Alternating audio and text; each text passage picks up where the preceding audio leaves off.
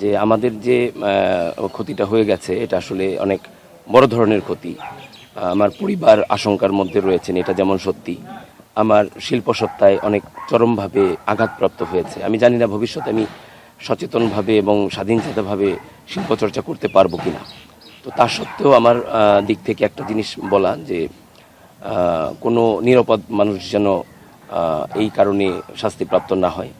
উপযুক্ত মানুষকে নিশ্চয়ই তদন্ত সাপেক্ষে প্রশাসন খুঁজে বের করবার চেষ্টা করবেন। এবং এইটা আমার দিক থেকে বলা থাকবে যে আমি একজন আর্টিস্ট, তো একজন শিল্পী হিসেবে আমি কখনোই আসলে কোনো দল বা মতকে ওভাবে প্রশ্রয় দিতে পারি না।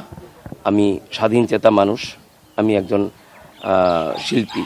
তো সেই সুবাদেই আমার বলা থাকবে যে এটাকে যেন কোনোভাবে রাজনীতিকরণ বা ধর্মীয়করণ এই রকমের কোনো ট্যাগ বা তকমা যেন লাগানো না হয়, এই ব্যাপারে আমার একটা অনুরোধ রইল।